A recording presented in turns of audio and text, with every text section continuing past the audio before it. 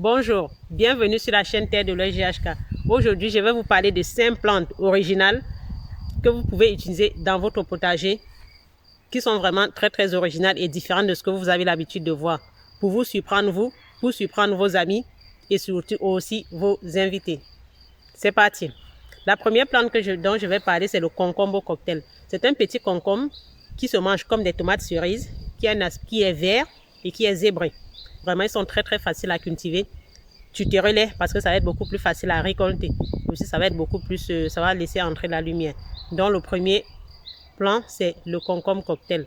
Aussi appelé le concombre, c'est la variété Zeneria scabra. La deuxième plante dont je vais vous parler, c'est l'oseille de Guinée. L'oseille de Guinée, aussi appelée hibiscus sabdarifa. Quand on l'utilise en boisson, on appelle le bissap ou le foléré. On l'utilise généralement en tisane, on peut l'utiliser en tisane ou en boisson. Très rafraîchissante, pleine de vitamine C. Et vraiment, c'est une super plante. En plus d'être vraiment très belle parce que ça a vraiment une très jolie fleur. Vous allez laisser, quand les corolles vont tomber, la partie jaune, vous allez récupérer la partie qui est rouge, que vous pouvez laisser sécher pour utiliser plus longtemps. Et vraiment, c'est une super plante à avoir dans son potager. L'hibiscus, l'oseille de Guinée, ou hibiscus sabdarifa. La troisième plante dont je vais vous parler, c'est le gombo. Le gombo, c'est une plante que j'ai déjà cultivée, que je propose en pépinière. Donc, n'hésitez pas, le gombo, ça a un goût un peu entre l'aubergine, un goût d'aubergine, un aspect un peu gélatineux. On utilise aussi pour épaissir les sauces. Et là, le gombo, ou okra aussi, on appelle en anglais, est vraiment très important, a beaucoup de propriétés. La troisième plante, l'okra, ou le gombo. Très jolie aussi. C'est un peu la même variété que l'hibiscus, dont la fleur est aussi vraiment très jolie. Même si vous ne la cuisinez pas. Et quand vous la récoltez, il faut la récolter jeune. Parce que si vous la récoltez un peu plus tard, elle va devenir un peu fibreuse. Et ça va être compliqué. Donc, pensez à la récolter vraiment très jeune.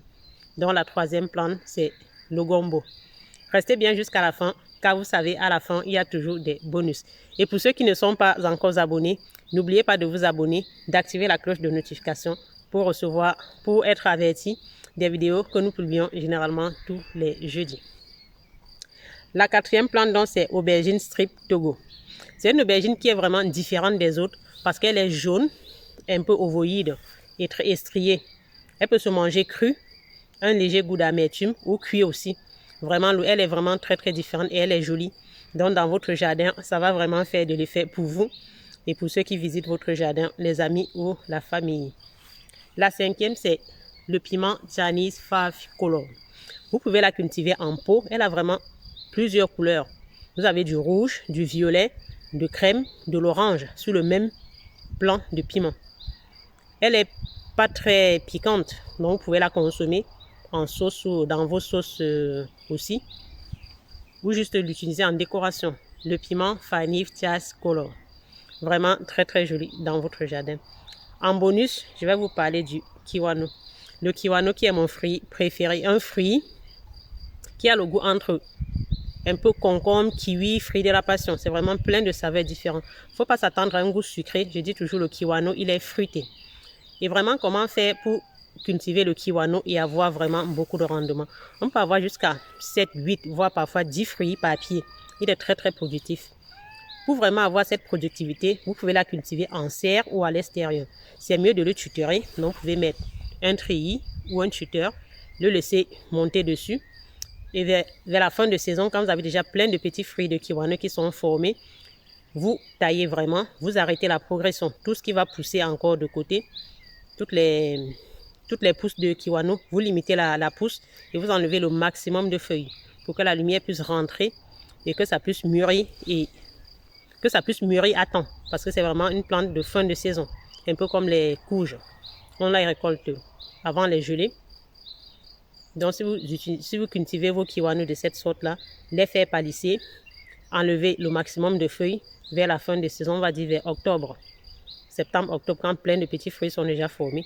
Et quand vous les récoltez, vous les mettez dans un cajot intercalé de feuilles de papier journal pour que ça ne se touche pas. Parce que si ça se touche, ça va se percer et cela va s'abîmer. De cette façon, vous pouvez conserver votre kiwano plus de 6 mois de l'année. Ceux que j'ai récoltés l'année dernière, ils sont toujours là et les savons sont encore beaucoup plus intenses. Ça vous fait des fruits sur votre table de Noël, de Nouvel An, pour surprendre vos invités. Donc, pensez au kiwano. J'espère, si vous avez des plantes aussi comme ça qui sont originales, qui se cultivent ici, n'hésitez pas à nous les mettre en commentaire. Merci de liker, de partager. J'espère que ces plantes-là, vous pourrez les cultiver. Vous pouvez les trouver aussi, notamment en pépinière. Donc, merci de me contacter. Si vous avez besoin d'optimiser votre potager, vous pouvez nous contacter aussi pour une séance de coaching gratuite, bien évidemment. Merci beaucoup à vous d'être restés jusqu'à la fin. À bientôt pour nos prochaines vidéos.